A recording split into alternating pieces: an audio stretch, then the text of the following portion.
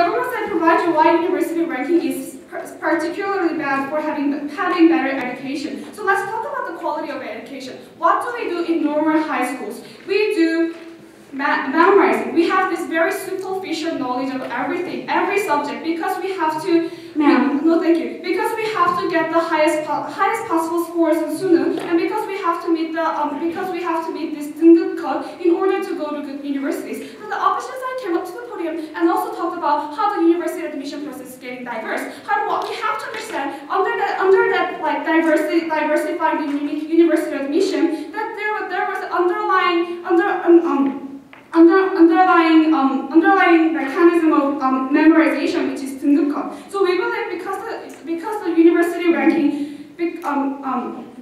so we believe the distorted medication and distorted fever are made from the ranking of a university, because people have to have good status, and going to good university guarantees at some degree that you are going to have better status in the social society. So we believe because people are more focused about going to good universities rather than doing what they want, because the system doesn't allow you to do so, like my sister. We believe that the better education cannot be made in the highly ranked university in the South Korea, and this is the reason why we support this motion, and we take the first clash. And secondly, about whether it's good or bad. So it seems to us that the opposite side has this very wrong understanding of high school admission in South Korea. And as I mentioned, they don't know about 등급컷, and they think that students pick where they want to go regardless of the ranking. However, what makes a student to select the university that they want to go is fundamentally the ranking, because as I'll mention later, the high school want you to go to better school, and you have the social pressure, and you have your own desire that are made from the systemic error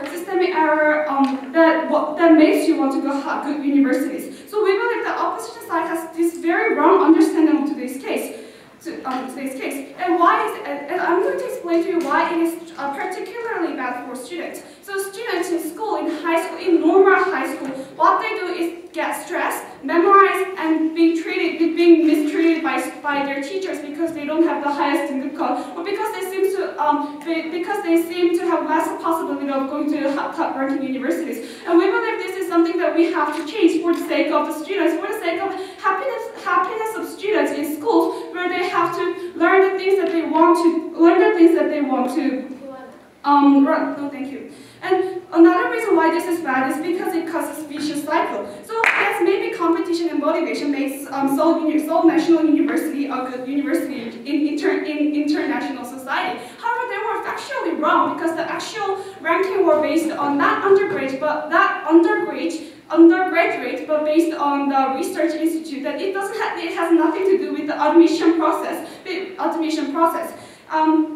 And because it is more difficult for students who are not from wealth background to get enough education, enough that skills kind of education to go to good universities, like how to get highest possible scores on Suno, or how to have good interview with your university admissions. We believe this enlarges the difference between poor and rich, and that it causes poor and rich. We believe that this motion. That ranking system of university in South Korea provides many harms. So for these reasons, we're very proud of propose this motion. We believe, and we hope to change some paradigm, maybe not paradigm, but we want to change the perspective, the social perspective people have toward university education throughout today's debate. Thank you.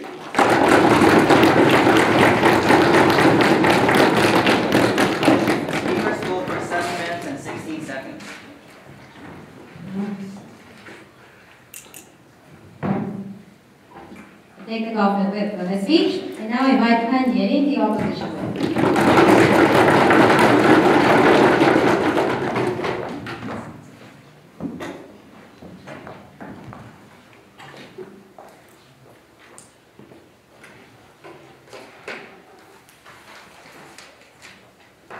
Okay, to be honest, as this is the finals, I expected a better debate. And the reason why pretty much the debate got messy was revolved around what actually is ranking of universities.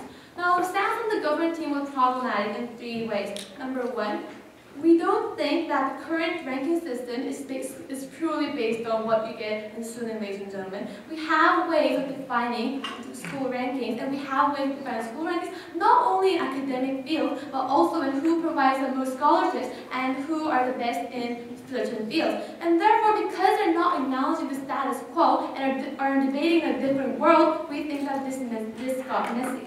Secondly, let's say even if it was based on scores, right? But then again, university does release its average scores of student or national or whatever. So in the end, even if you don't have these rankings 1, 2, 3, 4, 5, the schools, high schools, and the students are bound to know anyways. So we don't see how that's going to work under their model. Yeah. And thirdly, mainly their whole case was centered around how nation and student is bad. Now, what they didn't provide is why that would disappear under their model. But because in the end, we need nation and student in order to go to the university that you want to go. This system isn't going to disappear, and neither is the memorization technique that they had such a problem with. So in the end, even if they don't have university rankings, the system is going to exist for itself. So if they have a problem with it, get rid of it. The problem is with the admission process, not with ranking it itself. Now that we've clarified that, let's move into our three clashes. So both teams argue for better education, right? So under better education, we try to look at it in different perspectives. I'm going to analyze this in different perspectives, unlike how the government tried to only focus in high schools. So first class is regarding high school, second perspective is regarding universities, and third perspective is regarding the nation itself. Now let's move on to our first class, high schools. Now this is where they mainly centered on, because the government was so keen to make sure that they win the high school debate without actually considering what is more important. So let's move on to high schools. Firstly, they have a problem with the fever regarding nation and student, and how if you don't have the right score, then you can't go to the right university that you want. Well, we think that this stands even if there is no university ranking. Why? As I explained before, ladies and gentlemen, their model is not getting rid of nation and student. Their model is getting rid of university rankings. Now, in the end, there are going to be some bases in which people decide on which university is better, whether that will be the facility, or whether it will be more students that are being employed. So in the end, there are going to be some preferred universities than the other. So if you want to go to the preferred universities, then you need the student and you need the nation. And how is that going to change under their model if there is no change that is guaranteed by the government? Secondly, we think that as a high school student myself, I do acknowledge that necessity to know what university I want to go to. As in, this is a decision for my life, therefore I need to make a good decision.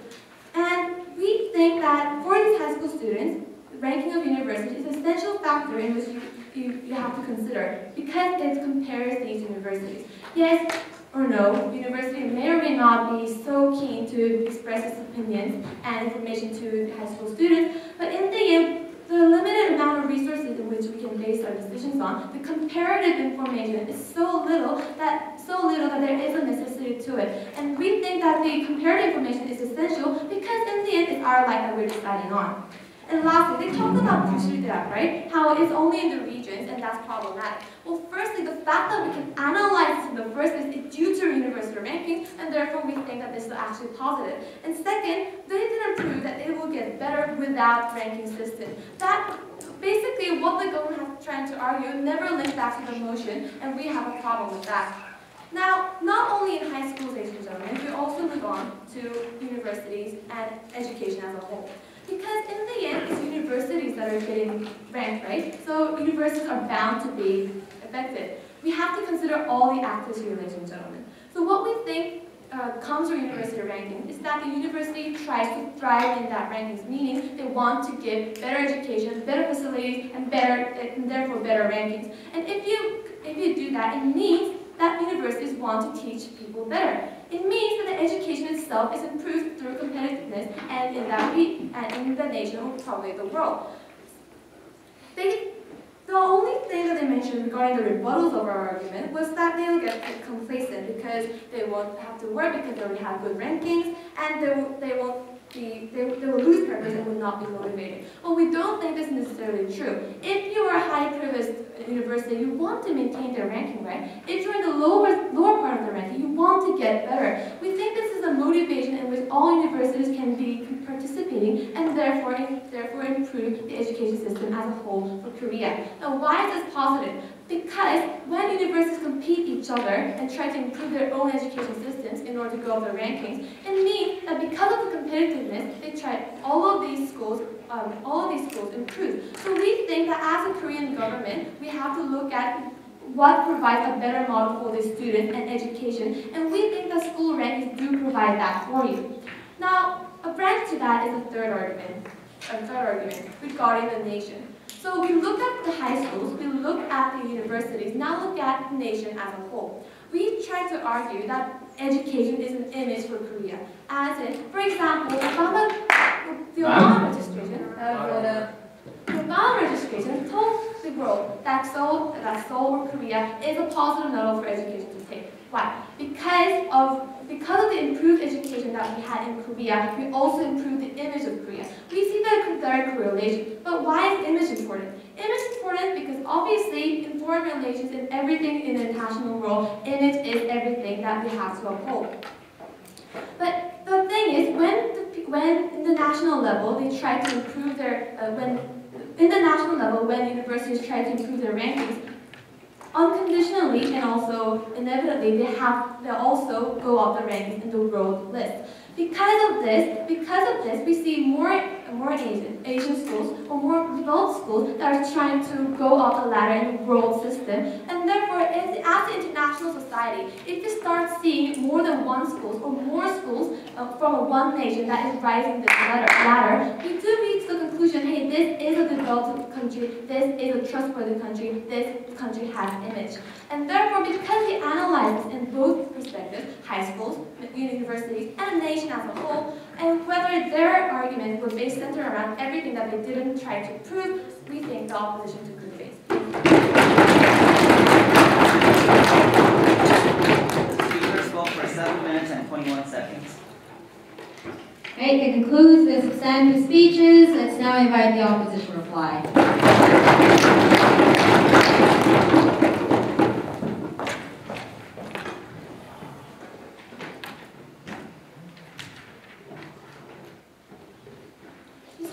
Speaker, today was a very mixed debate. However, the reason actually stays in the government side. They haven't proved the government burden of properly recognizing what college ranking really is. And not only that, they haven't been really proving their side with a very consistent stance. They have actually said, since they're only considering the college score rankings, they're actually admitting the values of other rankings, ladies and gentlemen, which is actually admitting to the comparative value and the comparative value of those kind of ranking systems. So we believe that the government stance itself is much more constitutive to the opposite case itself. However, now let's debate on this score-based rankings, ladies and gentlemen.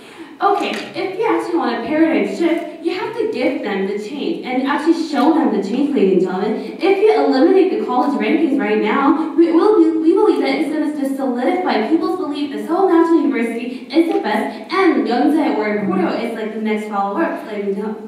Ladies and gentlemen, we believe that it's just going to solidify people's beliefs that is already persisting right now. And however, the government side has characterized admission process as just focusing on sunung. However, this is not true, ladies and gentlemen. Nowadays, admission processes are changing. It is trying to encompass all kinds of things. For example, the sushi is getting much more important in Tongji. And Seoul actually, for example, eliminated 등급급 this time for sushi people, ladies and gentlemen. So we believe that if Seoul National University or all the other universities are having less or placing less importance on those scores, this kind of score ranking system will actually show those kind of change, ladies and gentlemen. And this is how we change the paradigm shift. And if we actually show this kind of things, we believe that this is the solution in terms of actually mitigating the educational fever and mitigating what the government seems to be so problematic. If we actually eliminate in this current status quo, people who are uninformed of those kind of things will just stick into those beliefs without actually seeing those change and media talking about taste and people talking about those kind of positive changes, ladies and gentlemen. Now let's look into this the other question. What school does people really want to go? Do they want to go to school is sport actually the reason why people want to go to that kind of a place? But this is not true, ladies and gentlemen. The reason why there's higher Seungah in Seoul National University or all the other universities is because they have good programs. What good programs is what motivates people to actually apply for that university. It's not just a vague definition of Seungah, ladies and gentlemen. So we actually want the government side to prove the link of people's desire to go to just kind of schools and the actual application process and the ranking system, score-based ranking systems. We see that the reason why Seungah and Wede are getting so many applicants these days is because they are providing good programs in international studies. And if these kind of things are reflected in such kind of scores, we're actually seeing a positive change where scores are getting less and less relevant. However, we have actually proven in the opposition's case how even if those kind of score-based things are happening, how focusing on nation or focusing on student is not really a bad thing because it increases competitive development. So far, the government team has been focusing just on high school students and just on those kind of narrow perspectives, while the government team has been focusing on the entire formation of universities, and the opposition has been focusing on the formation of education and how university education can further improve. We believe even in the realms of the two sides talking about it is actually the opposition's victory in terms of improving education, ladies and gentlemen. We in this debate want to say that if we actually want to see the change and if we actually want to result in paradigm shift, the government has to actually provide that there is a change by those kind of numbers or by those kind of things that people actually look into, ladies and gentlemen. What the government side is actually doing is eliminating and solidifying people's belief people's belief without any kind of reputable information that's provided by the government. If you actually stand for the real educational progress and real educational recognition, stand for opposition. Thank you. Speakers spoke for 4 minutes and 23 seconds. Thank you all for your reply, speaker. Let's now invite and conclude this debate with call for reply.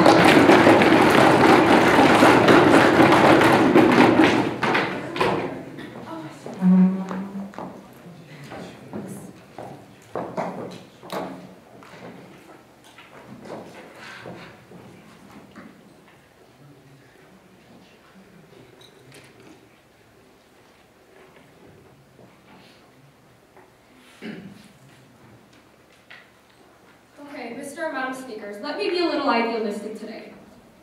We challenge the entire idea that the opposition gave us that comparative significance itself is an important factor. That's actually a theme that's been running through our debate, but they just practically take it for granted. But actually, that idea that only number one is important, that idea is the wrong idea that's driving our grades for nowhere. That's what we've been telling you. That's why we've been telling you grades and scores shouldn't really matter all that much. But the manifestation of those grades and scores show up in the college rankings, and that's why we found college rankings problematic. If they didn't understand that, that's kind of their fault.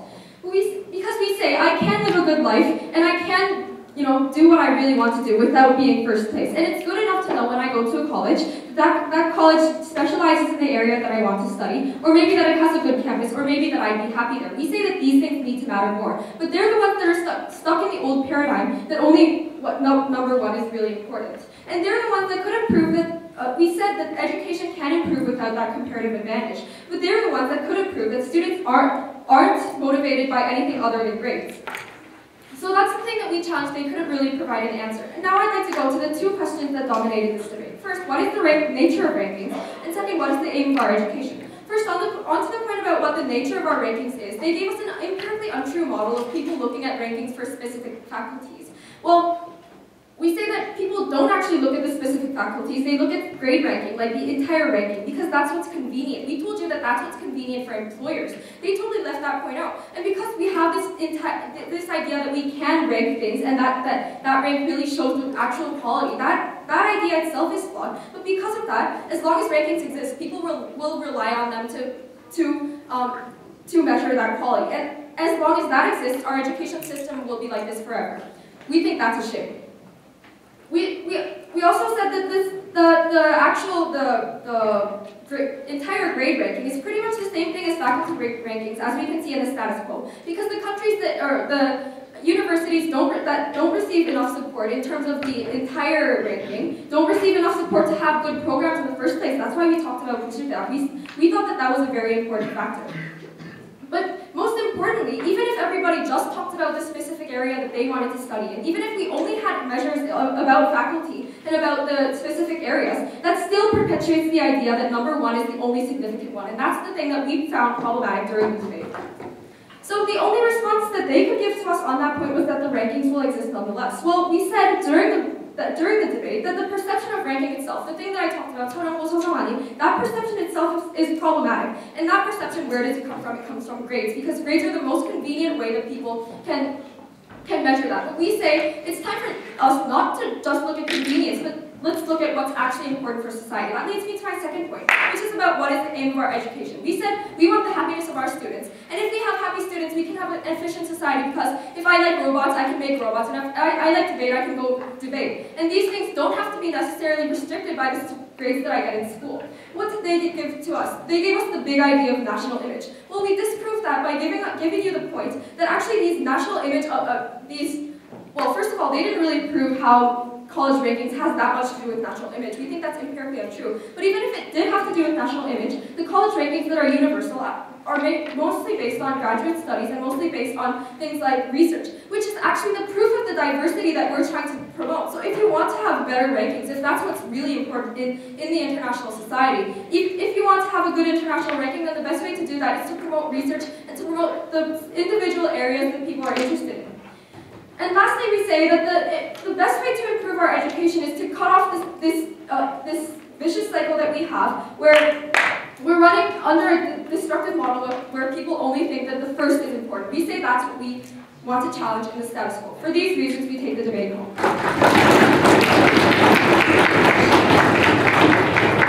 Speakers spoke for 4 minutes and 10 seconds. All right, thank you, debaters. You may cross the floor and shake hands.